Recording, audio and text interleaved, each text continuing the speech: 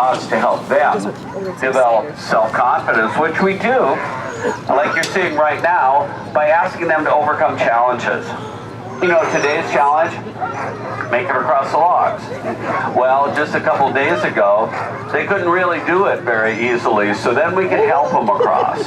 But the time comes, like now, when they're starting to make it. And when they do, they get lots of praise on the other side.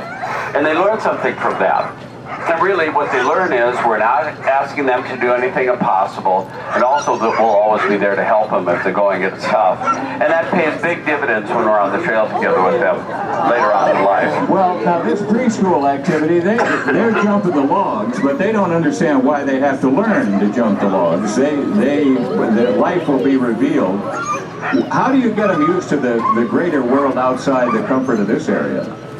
Well, you know what we want every success that these puppies have to be a stepping stone or a building block towards their next success.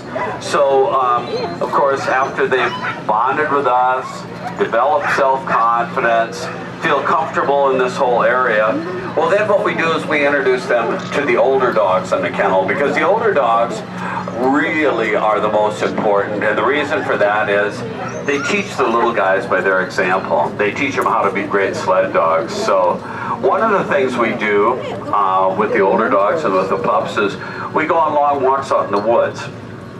And as we're doing that, the older dogs run way out in front, and then the puppies naturally chase after them.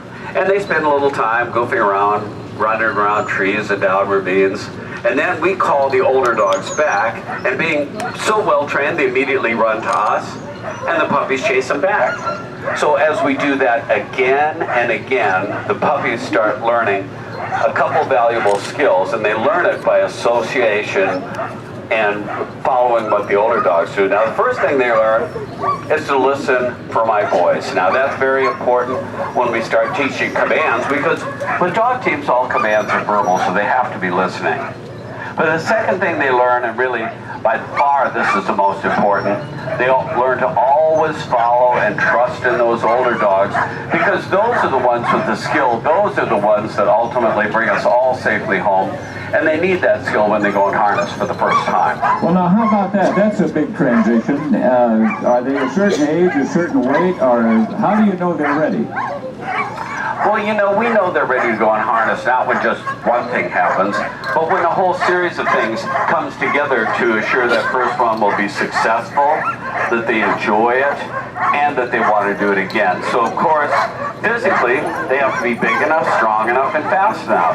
And you can see these little guys haven't reached that point yet, but they will pretty soon. And after we've seen those things, then what we do is we look to see, and that usually happens about 6 months of age, they're physically ready to go. But then we want to see, have they established and understand the skills we've been teaching them? In other words, are they listening for my voice? And most importantly, are they following the example of the older dogs?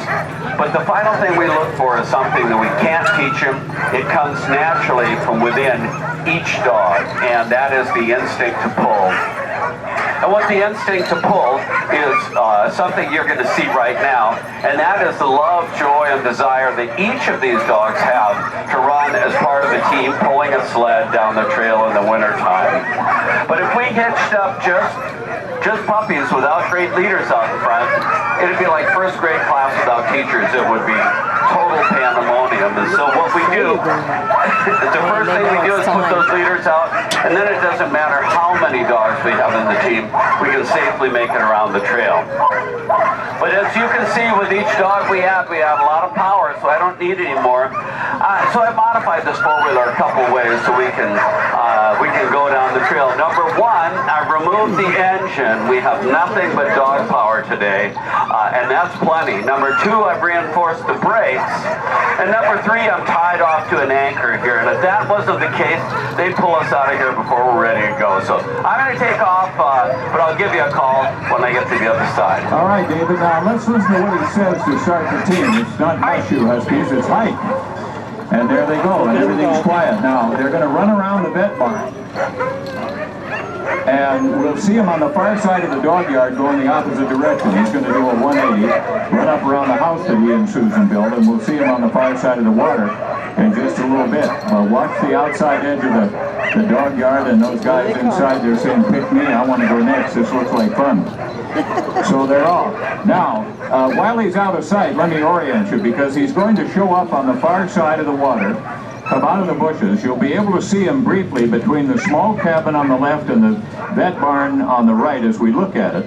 But then when he gets beyond the vet barn, depend on the video. He's not on the video yet, but he will be after he crosses that open area.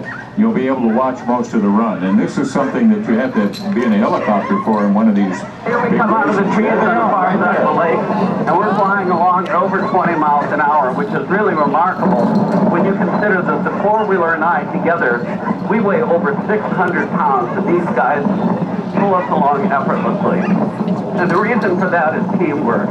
Each dog understands that their job is to pull in harmony with the dogs next to them. Not any faster, not any slower, but exactly the same. Because on Iditarod or Yukon Quest, we're going over 1,000 miles a day. I mean, over 100 miles a day after day, and that takes teamwork. I'm going to give him a command. I'll call you on the way back. All right, now he just hit a fork. He called haw, left. And they're going to take the left fork. G is right, haw is left, like driving mules on the farm, but he doesn't have any reins on their backs. There are no bits in their teeth. There's no mechanical means at all of controlling that team. It's all with the voice. And the tremendous intelligence and training that those leaders get. And here they come back now. They're surging. They know they're coming home. And watch them headed finish. home. And I'll tell you what, that was quite a turn that I went on. And they almost threw me out in the trees because they understand truly what the strategy of a winning marathon runner has, and that is that you conserve energy on the outbound leg of every run, so that as you approach the finish line, you can call on those reserves to pass teams in front of you and keep competitors behind you. It's a great team with a great future. I'll tell you more when I get back. Now, Susan, earlier in her career, was out on a frozen river. And her lead dog was named Tekla. This was before Granite was born. And they were on a routine run, and she called for a routine G right turn. The dog went hard left. A dog had never disobeyed her like that before. Susan called louder, G Tekla, and Tekla went left again. This time she knew the dog was trying to communicate with her, so she let the dog pull them off the river to the left, and the minute they cleared the ice on the right, so they would have died right there. That's why we don't knock these old dogs in the head. We keep them around, because they'll save your life, and that wasn't Well, bad. thank you very much. And these guys are the ones that are the heroes. They do all the hard work, and so after every run, every dog gets a pat on the head, as you can see, and then everybody gets to play, Well, and that's sure. that's a great it's a great opportunity for everybody. Yeah, everybody into the pool. And that's a cool pool, about 46 degrees right there. Doesn't bother them. Now, it was fun to be here, it always is, to watch how excited people get watching how excited the dogs get. So I'm sure that questions have arisen. Are we going to have a chance to learn more about dogs at, maybe Chena Village? Absolutely. I'm going to come down. I've got to say it's one of the parts of every day that I enjoy the most, because it gives me an opportunity to visit with any of you who have other questions about dogs or just like to share something with me. I'll be in a cabin closer where the boat lands. You'll know it because it has a beautiful bronze statue of our great lead dog Granite that was given to Susan and I to commemorate his unparalleled career. If nothing else, have a look at that. It's really something. And also, Steph, right down there, is going to come down and accomplish musher in her own right. And the fun thing is, she's going to bring dogs with her, so you can get up close and pet them if you want. So if you have questions between Steph and I, we'll have the answers.